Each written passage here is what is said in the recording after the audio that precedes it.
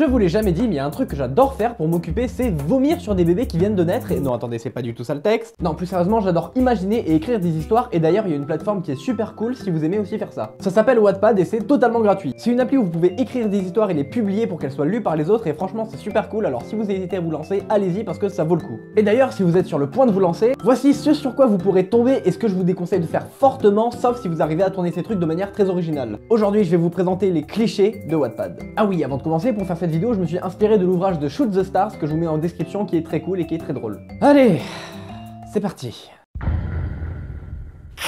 Bon alors déjà les chroniques c'est quoi? C'est des histoires qui sont racontées à la première personne où les personnages racontent leur vie. Il se passe pas forcément grand chose. Aussi, alors j'ai jamais trop compris pourquoi, mais toutes les chroniques que j'ai vu passer sur Wattpad, c'est toujours sur des filles qui vivent dans des milieux populaires. Je ne sais pas pourquoi. Bref. Alors le truc avec les chroniques, c'est que c'est souvent très mal écrit. Ah non mais vraiment, je vous jure, parfois c'est écrit en langage texto. C'est complètement con parce que t'es censé faire parler des vraies personnes. Genre en gros, c'est comme si dans la vie courante, je vous parlais comme ça. MDR, je suis mort, bref. Déjà rien que ça casse l'histoire, on a envie d'arrêter de lire. Et au début de l'histoire, en général, le personnage principal décrit les personnes qui l'entourent. Et il donne beaucoup trop d'informations dont on se fout complètement. Et quand je vous dis trop d'informations, c'est trop d'informations. Kémil, il avait 22 ans à cette époque-là. Maintenant, il en a 26, il a les yeux marron foncé, les cheveux bruns, il est pas baraqué comme Karim, il n'a pas non plus un corps de traître, il est normal. Mentalement, on est grave. Oh non, c'est bon, t'arrêtes. Putain, même le médecin du gars, il a pas autant d'infos. Bon là, je suis désolé, hein, mais le mec, tu le stalk, hein, je vois que cette solution possible. Ah oui, aussi, des fois, hein, quand tu lis ta chronique, enfin, tu essaies de la lire, et t'as des emojis qui pop comme ça dans l'histoire. Non mais en fait c'était pas un livre que tu voulais écrire là, c'était juste un message, ou à la limite un tweet. Ah bah je suis désolé hein, mais à partir du moment où tu mets des liens YouTube dans l'histoire... Quoi? Ah non mais allons-y, hein, vas-y, pour la prochaine histoire que je vais écrire, moi je vais te foutre des liens partout, allez, ça va être festival, hein, je vais en mettre pour tout et n'importe quoi. Je regardais un animé en streaming sur ce site, en mangeant des chips barbecue que j'avais trouvé à Intermarché. Ah ouais, et aussi, un dernier truc sur les chroniques, hein, parce qu'on va pas non plus y passer la nuit, même si techniquement je pense qu'on pourrait, mais les titres des chroniques. Chronique d'Amel. Un thug tombé love d'une voilée. Myriam, le love à la cité. Et attention, mention spéciale à mon préféré, le cœur a ses raisons que la cité ignore. Non mais allez les gars, je sais que parfois trouver un titre pour une histoire c'est compliqué, mais là, franchement, quand je vois le titre « Chronique d'une rebeu tombée love d'un thug », j'ai plus envie de signaler l'histoire que de la lire, hein. Bref, si vous écrivez une chronique, franchement pitié, un effort sur l'écriture, l'orthographe et les titres, c'est pas très compliqué. Allez, c'est parti pour la suite. Bah tiens, des pestes, parfois t'en trouves dans les chroniques d'ailleurs. Bon alors on va commencer par un truc tout simple, hein, les prénoms. En général, franchement, c'est du vu et revu. Morgane, Inès, Kenza. Et alors là, tout comme dans les chroniques, à niveau information, on est servi parce que les pestes, tu vois, c'est pas juste des meufs un peu connasses, hein, non.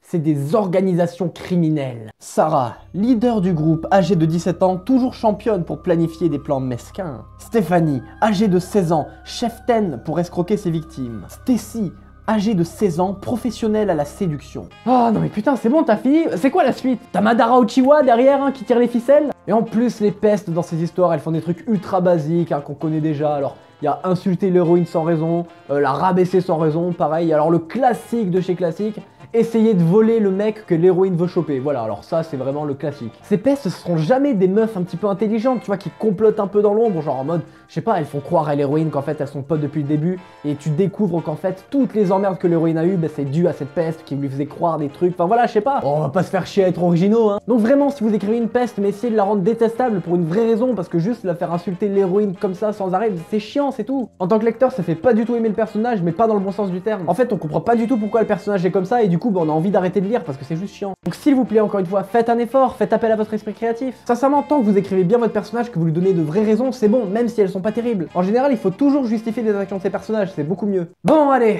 pour le dernier cliché, je vais mettre une petite alerte malaise, vous pouvez réellement vous sentir mal parce qu'on va parler de...